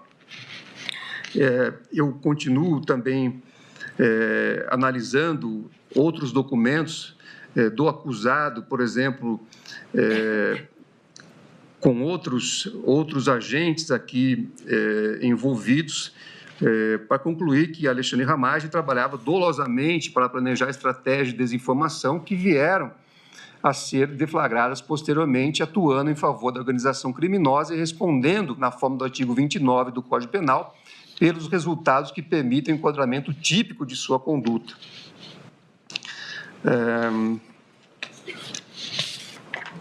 Trago aqui diversos também diálogos que foram trazidos aos autos pela Polícia Federal e depois referendados pela Procuradoria-Geral da República. Em outro trecho do arquivo, Ramagem sugere a busca de pareceres da Advocacia-Geral da União para evitar o cumprimento de determinações do Supremo Tribunal Federal. O texto não deixa dúvida de que havia intenção de municiar uma estratégia de cumprimento deliberado de ordens e promover medidas adotadas em investigações em curso. Aí há outros documentos, como o presidente TSE informa, criado em 10 de julho de 2021 e depois modificado, que instiga não só a adoção de um discurso contra a credibilidade do sistema eletrônico de votação, mas também o embate constante ao Supremo Tribunal Federal, de maneira tão incisiva que endossa a tese acusatória, despontando como elemento denotativo da expressão subjetiva do agir. A plena sintonia entre o discurso de Alexandre Ramagem, transcrito em seus documentos pessoais, e a difusão pública de uma narrativa falsa destinada a opor a opinião pública ao Supremo Tribunal Federal e ao sistema eletrônico de votação, denotando auxílio intelectual que impõe a imputação penal. Então, a procedência da pretensão punitiva em relação a esse corréu, ao meu ver, é imperiosa. Aqui, em relação a Almir Garnier Santos, há diversos elementos que denotam endosso subliminar e explícito também a ações voltadas quer para o constrangimento do livre exercício dos poderes republicanos, quer para o apoio da planejada virada de mesa aventada pela organização. Destaco que se trata de prova produzida sob o contraditório, o depoimento do brigadeiro Batista Júnior, então comandante da Aeronáutica, em que se deixou extrema de dúvida a adesão subjetiva ao escopo antidemocrático. Batista Júnior deixou claro, quando respondeu aos questionamentos formulados pela defesa do almirante, que as reuniões realizadas com o então presidente da República não se restringiam à análise jurídica sobre a aplicação da GLO. A defesa não trouxe qualquer elemento capaz de descredibilizar a testemunha, que não tinha interesse algum em falsear a verdade contra o militar da ativa. O cotejo de declarações do general Freire Gomes perante a autoridade policial, com depoimento prestado em juízo, revela que na referida reunião, todos os comandantes das Forças Armadas ficaram surpresos com a posição apresentada pelo então presidente da República. A surpresa dos comandantes denota que a proposição somente poderia ser voltar para a desconstituição da ordem democrática do país, já que, em seguida, o próprio Freire Gomes advertiu o presidente que ele poderia ser responsabilizado ou preso, como reafirmou o brigadeiro Batista Júnior.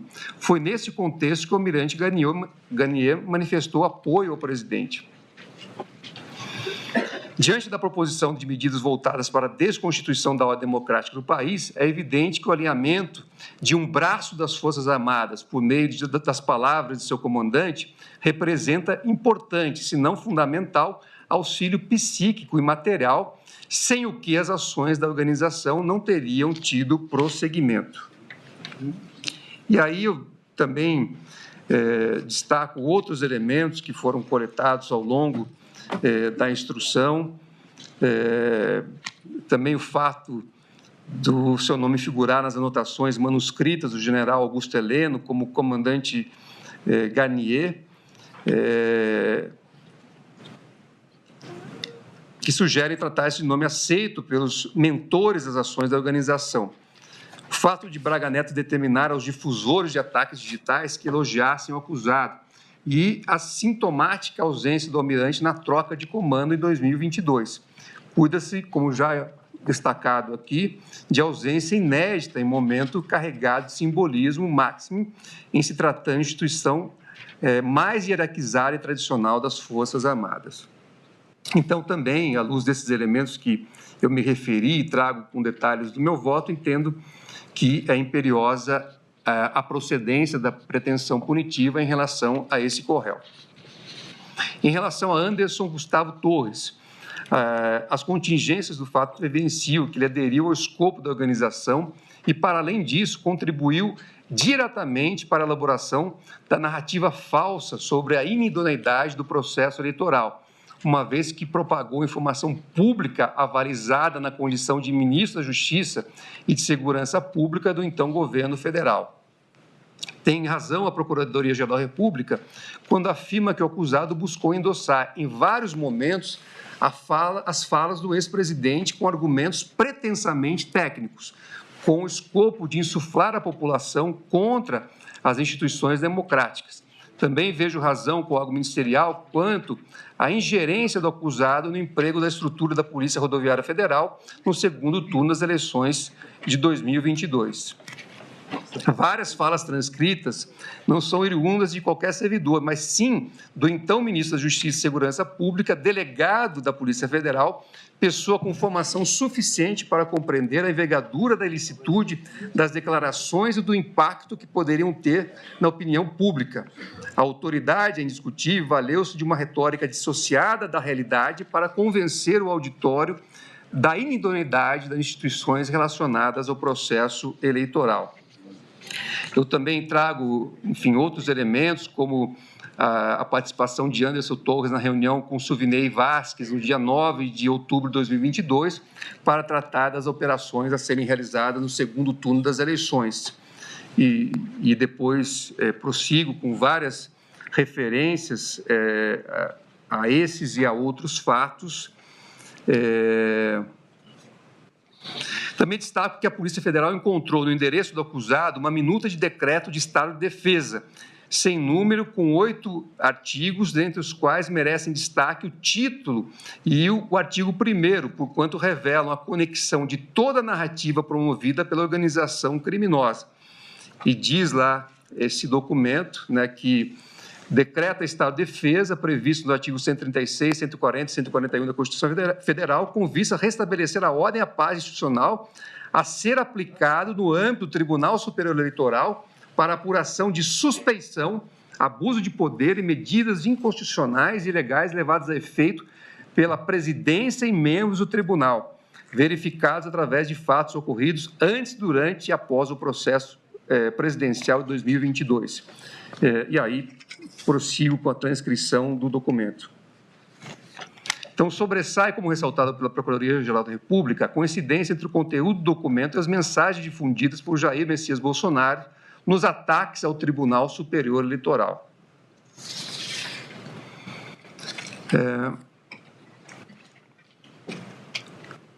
Reitero que a apreensão de minuta propositiva de estado de defesa, acautelada na residência do acusado e estranha às atividades próprias do cargo que exercia, constitui indício robusto a corroborar os demais elementos coligidos acerca de sua adesão subjetiva às ações da organização criminosa.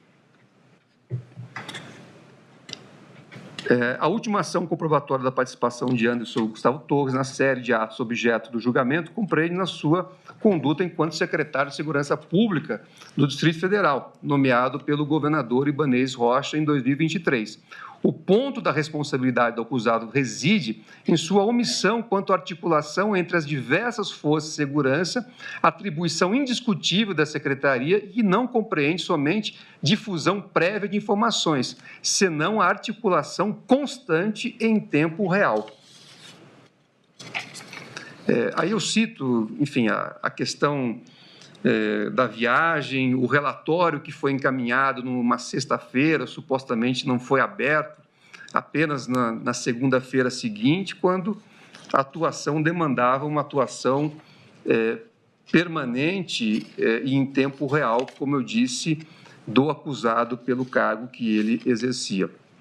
Então, diante de todos esses fatos, que também estão detalhados no meu voto, entendo ser imperiosa a procedência da pretensão punitiva em relação a esse co-réu.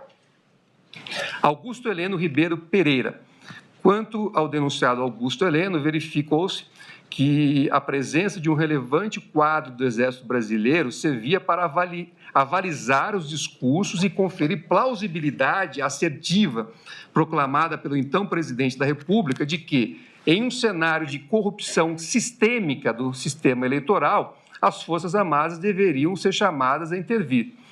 Isso ocorreu de forma bastante incisiva na já referida live de 29 de julho de 2021, na reunião ministerial de 5 de julho, em que o general foi interrompido pelo então presidente Jair Bolsonaro ao mencionar estratégia de infiltração de agentes da ABIN durante o acompanhamento do processo eleitoral.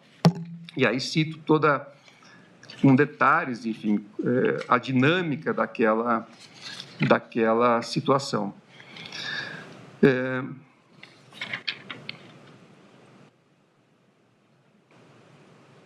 Cito aqui também outras referências também aos escritos, né, na já referida agenda de Augusto Heleno, e também a correlação entre os escritos de Augusto Heleno e as notas encontradas com Alexandre Ramage, evidenciando a conjugação de esforços que, aliás, coaduna-se com os discursos públicos contra as ações das instituições de controle, notadamente o Poder Judiciário e a Polícia Federal, ou contra o sistema eleitoral.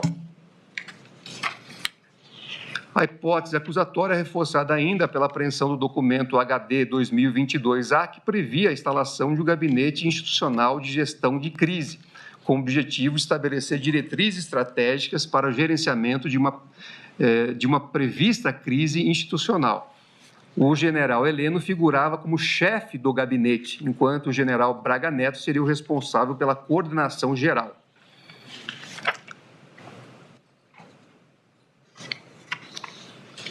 O acusado era justamente o ministro-chefe do Gabinete de Segurança Institucional e declarou que não sabia que estava sendo discutida no alto comando das Forças Armadas, por meio de sucessivas reuniões, uma virada de mesa por meio do decreto de medidas de exceção. Mesmo assim, Augusto Heleno, como já dito hoje pela ministra Carmen Lúcia, foi convocado às pressas no evento de formatura do neto para uma reunião emergencial com o então presidente da República, a ponto de pedir o uso do avião da FAB, o que jamais havia solicitado, segundo suas próprias palavras.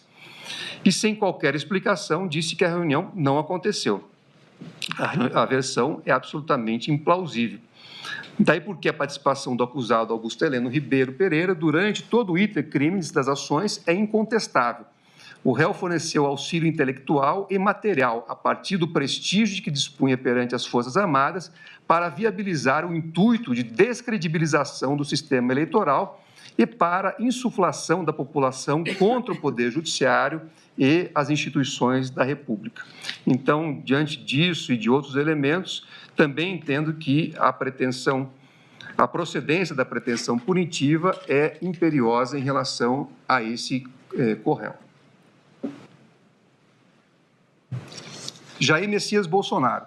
Segundo a Procuradoria-Geral da República, Jair Messias Bolsonaro era o líder da organização criminosa armada estabelecida com o escopo de se perpetrar no poder. Foi ele o principal articulador e maior beneficiário dos atos executórios voltados à tentativa de ruptura do Estado Democrático de Direito, tendo atuado para instrumentalizar a presidência da República a fim de disseminar narrativas falsas sobre o sistema eleitoral, num primeiro momento, e depois para cooptar o apoio das Forças Armadas a fim de promover um golpe de Estado. A Procuradoria-Geral da República aponta a atuação de Jair Bolsonaro no momento das manifestações antidemocráticas com o suporte moral e material do seu governo e seu entorno, culminando nos atos do 8 de janeiro de 2023, que são vistos, aliás, como desdobramento de uma estratégia sistemática de contestação à vitória eleitoral e incentivo à ruptura institucional. Antecipo não ser verdade, diferentemente se falou na defesa técnica do réu, que as hipóteses acusatórias têm um lastro fundamentalmente nas palavras do colaborador.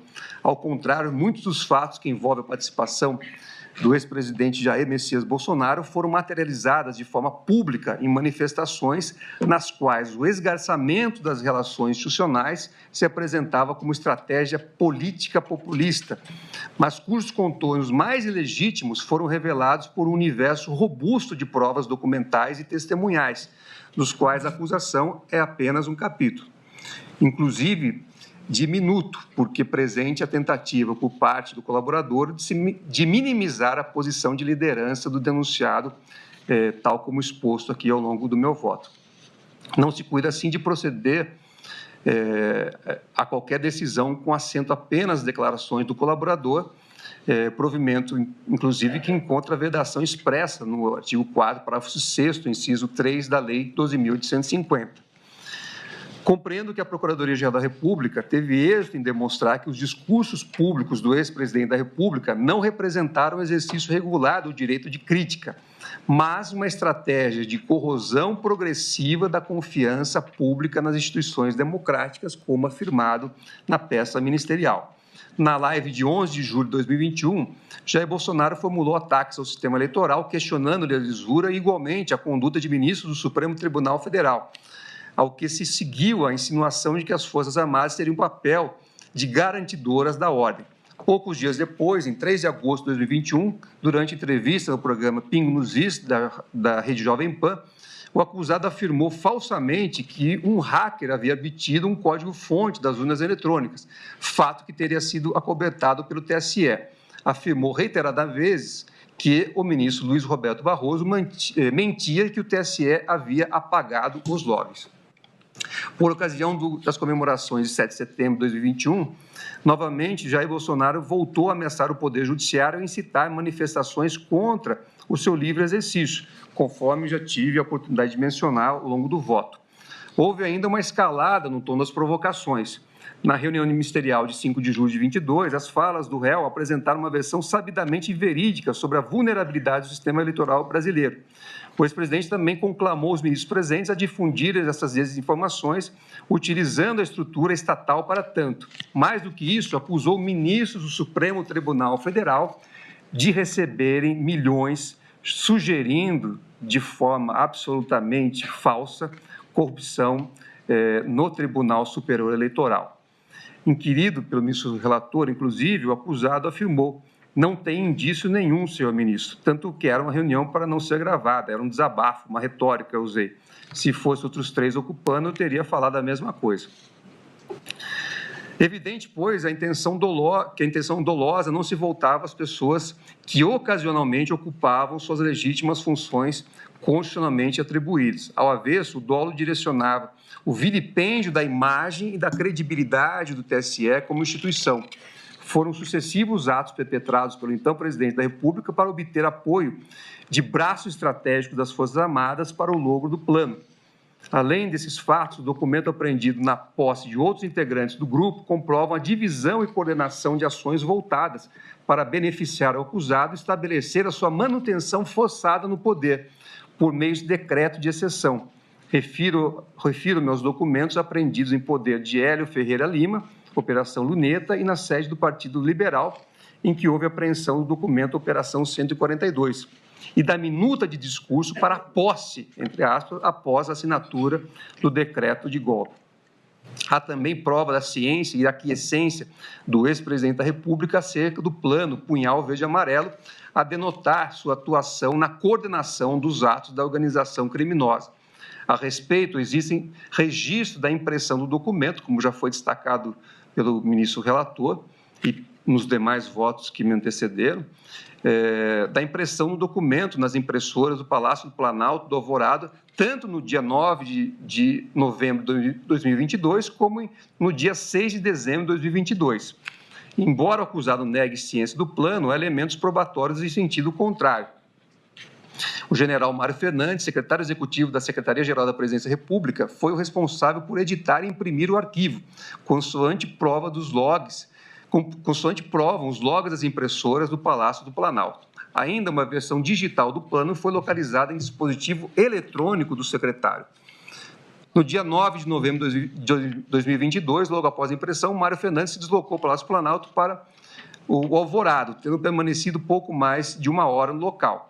Não é crível que não tivesse encontrado com o então presidente da República e que não tivesse mencionado o plano. Mais do que isso, em 6 de dezembro de 22, após serem impressas 3 cópias do referido plano, extrato de herbes que indicava a presença simultânea de Mauro Cid, Jair Messias Bolsonaro e Rafael Martins Oliveira na área do Palácio do Planalto. A presença do acusado no Palácio do Planalto é corroborada por mensagens obtidas no grupo de WhatsApp Acompanhamento. O plano e seu início de execução, descrito pelo eminente relator, está fartamente documentado. Os discursos se repetiram e se intensificaram também após a derrota eleitoral. Em 9 de dezembro de 2022, quando os manifestantes se acampavam à frente dos quartéis, sob a pasta da conveniência governamental, o então presidente da República fez um pronunciamento público no Palácio do Alvorada, com menção direta à atuação das Forças Armadas, atrelando-as à vontade de seus apoiadores e sugerindo a possibilidade de reversão do resultado eleitoral. Jair Messias Bolsonaro incitou publicamente a população a agir contra as instituições constituídas da República. Ao mencionar a necessidade de arriscar a própria vida após pugnar pela atuação popular, independentemente das Forças Armadas, mas com seu apoio, o acusado deu aval para que atos violentos fossem planejados e executados conforme o seu planejamento.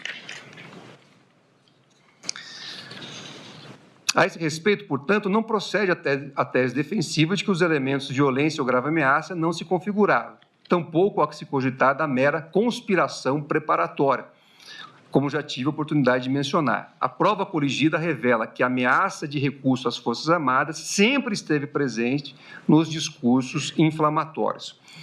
O resultado não tardou a vir. 3 dias depois, em 12 de dezembro de 22, manifestantes colocaram fogo em ônibus e procuraram invadir o prédio da Polícia Federal em Brasília em virtude da prisão de um apoiador do ex-presidente da República em investigação que apurava a prática de atos antidemocráticos. As imagens foram, inclusive, exibidas aqui pelo eminente relator. Esse momento simboliza a externalização de atos violentos capazes de gerar convulsão social, a partir de uma série de ações voltadas para alimentar a tese de que todo o processo eleitoral, assim como o Poder Judiciário, estava corrompido. Como já destaquei, não se sustenta a alegação de que a instigação seria, por definição, incompatível com os delitos multitudinários. No caso vertente, houve um processo de formação e manipulação do sentimento popular, um induzimento coletivo à insurreição que não pode ser ignorado. Não há como afastar a evidente correlação entre a narrativa construída pelo grupo e reiterada constantemente pelo seu líder, Jair Messias Bolsonaro, e a aglutinação de manifestantes que, estimulados por integrantes do grupo, vieram a provocar posteriormente as ações do 8 de janeiro. O dolo e a relação de causalidade imposta pelo artigo 29 do Código Penal são suficientes para impor a responsabilização do acusado. Afinal, não há como desprezar a sua conduta em meio a tudo isso. É claro, pois, que o ex-presidente da República, agindo diretamente ou com auxílio dos demais corréus, estava ciente de todas as ações engendradas pelos demais integrantes da organização, anuindo a cada passo ou tomando a frente nas ações necessárias para conclamar a população para atos concretos. Mais que isso, perante integrantes do grupo ou apoiadores, era considerado substancialmente o líder a ser seguido. Aí eu descrevo outros elementos que demonstram essa atuação e acrescento ainda que a atuação do ex-presidente da República não se restringiu ao âmbito dos discursos. Há elementos comprobatórios no sentido de que o acusado interferiu e procurou postergar a apresentação do relatório da equipe técnica das Forças Armadas, constituída para fiscalização dos trabalhos eleitorais. Há ainda atos mais gravosos diretamente vinculados ao núcleo de proteção do tipo penal, dentre os quais se destacam as reuniões com comandantes das Forças Armadas com o escopo de obtenção de apoio para a ruptura institucional. Jair Bolsonaro reconheceu ainda ter apresentado nessa reunião os considerandos da minuta, cuja imagem foi encontrada, em parte, no aparelho celular de Mauro Cid. Além desses fatos, documentos apreendidos na posse de outros integrantes do grupo comprovam a divisão e a coordenação de ações voltadas para beneficiar o acusado e estabelecer a sua manutenção forçada no poder, por meio de decreto de exceção. Não é crível, diante de todo o contexto já descrito, que o acusado não tivesse anuído a elaboração tanto do decreto golpista quanto do seu pretenso discurso de, aspas, posse. Ao contrário, o documento reafirma a posição de liderança do acusado sobre as ações da organização criminosa, notadamente, como afirmou a Procuradoria-Geral da República, sobre, aspas, qual seria o desfecho dos planos forçados, a sua permanência autoritária no poder mediante uso da força.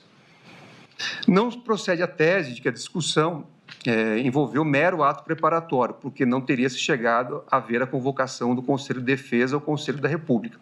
É esperado que a assinatura do decreto somente seria levada a efeito quando fossem reunidas todas as condições para que a ação fosse exitosa. Para isso, foram engendradas diversas estratégias, desde a tentativa de convencimento das Forças Armadas, ou parte delas, até o fomento de ações irruptivas que resultaram no 8 de janeiro. A convocação dos conselhos na sequência de planos articulados artificiosamente para a construção de um estado de anomalia institucional não seria, obviamente, não estaria, obviamente, de acordo com os trâmites constitucionalmente esperados.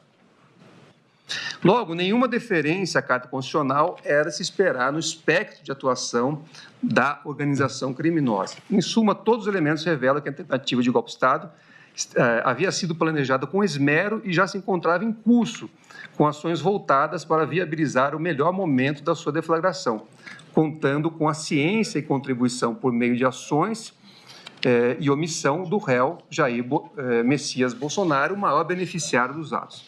Assim, a procedência da pretensão punitiva em relação a ele também é imperiosa.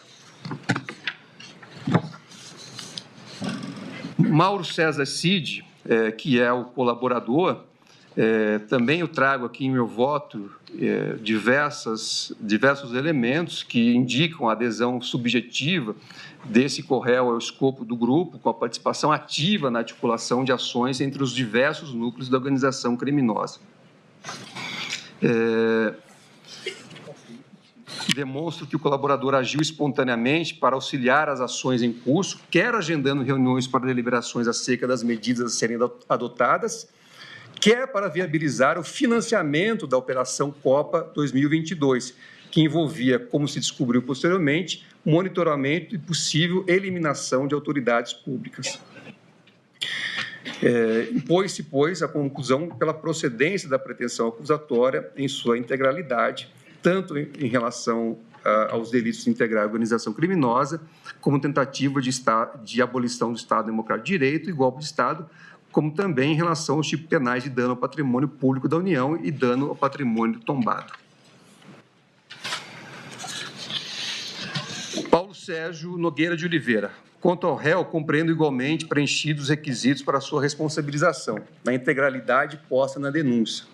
A acusação se baseia em ações concretas do acusado para minar a credibilidade das instituições eleitorais, com sua fala na reunião ministerial de 5 de julho de 2022, na qual utilizou expressões contundentes, como comparar a situação a uma linha de contato com o inimigo. Na ocasião, ele afirmou que a Comissão de Transparência Eleitoral era, aspas, para inglês ver, e sugeriu um alinhamento das Forças Armadas no embate contra o TSE. Destaca o tom ameaçador ao mencionar reuniões semanais com os comandantes de força para decidir, aspas, o que pode ser feito, com o objetivo de reeleger o então presidente. A intenção era, evidentemente, normalizar a interferência das Forças Armadas no processo eleitoral, o que já configura um elemento do tipo penal do artigo 359-L do Código Penal. Ademais, o general agiu para interferir no processo eleitoral ao adiar a divulgação do relatório de fiscalização das urnas, como já foi amplamente aqui dito, ao emitir 2 notas oficiais com o nítido intuito de desacreditar as instituições. Ele forneceu de forma controversa e pública relevante auxílio material e intelectual para que as ações da organização criminosa pudessem seguir adiante, seja por meio de estratégias voltadas à descredibilização do sistema eleitoral, seja pela instigação com base em teorias conspiratórias e ações violentas, como as que começaram a surgir já no final de 2022. Eu prossigo aqui também com diversos outros elementos que já foram trazidos nos votos que me antecederam, para concluir pela procedência da pretensão punitiva em relação a esse co-réu. Walter Souza Braga Neto. De acordo com a Procuradoria-Geral da República, a atuação de Walter Souza Braga Neto foi central dentro da organização criminosa que teria se instalado no país. As imputações detalham uma conduta delitiva multifacetada que abrange desde a coordenação de ações violentas até a cooptação de comandantes militares, valendo-se de sua elevada influência no núcleo decisório da Presidência da República. Braga Neto agiu para viabilizar os atos executórios relacionados ao monitoramento de adversários políticos, além de ter articulado ações com manifestantes, a fim de criar um cenário de instabilidade social que justificasse a ruptura institucional. Mais do que isso, segundo a acusação, ele trabalhou para o financiamento de atos operacionais voltados para a instabilidade institucional. Além disso, a acusação indica que o réu participou ativamente na ofensiva para desacreditar o sistema eletrônico de votação e as instituições democráticas. E isso foi plenamente também demonstrado no curso da instrução. Por fim, após a recusa dos comandantes de Exército e Aeronáutica para apoiar o decreto golpista, Braga Neto é acusado de orquestrar ataques virtuais e campanhas de difamação contra os militares legalistas, com o escopo de pressionar os comandantes e fomentar entre os seguidores do então presidente da República a imagem de que eles eram, aspas, traidores da pátria alinhados ao, aspas, comunismo.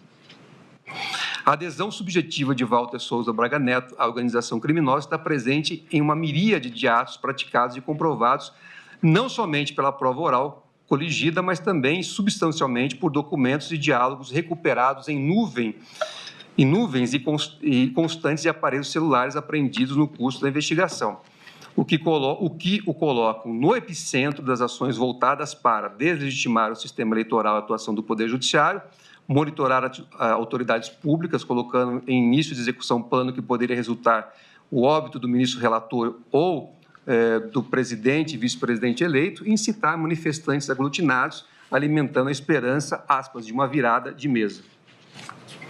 Também prossigo com a análise de outros elementos que foram coligidos, que mostram a atuação ativa deste co-réu. Os autos revelam prova segura de que Braga Neto contribuiu com auxílio moral e material para a execução de monitoramento do ministro Alexandre de Moraes, no contexto da Operação Copa 22 e do planejamento do punhal verde-amarelo, cuja correlação com quanto questionado pela defesa restou evidenciada no curso da instrução processual. Nesse contexto, o contexto da discussão evidencia que a intenção dos integrantes das Forças Especiais, ao contatar o colaborador, eu descrevo aqui toda a ação do punhal verde-amarelo, que teve como eu disse, a participação também deste co-réu, para dizer, a liderança de Braga Neto dentro da organização criminosa, ressaltada em diversas passagens das alegações finais da acusação, está de fato evidenciada pelos reiterados diálogos mantidos com Mauro Cid e com integrantes de outros núcleos da denúncia, a revelar a posição central do acusado nas diversas estratégias planejadas e engendradas pela organização, com o escopo de realizar as ações voltadas para concretizar com êxito o golpe de Estado. Destaco, a seu respeito, a figuração em destaque ao chamado gabinete de crise, planejado pela organização. Então, por esses fundamentos, também entendo que a pretensão punitiva deve ser julgada procedente em relação a esse co-réu. De modo que, com essa apresentação do voto, eu concluo, que estou acompanhando integralmente o ministro relator Alexandre de Moraes para julgar integralmente procedente a denúncia apresentada pela Procuradoria-Geral da República. Esse é o voto.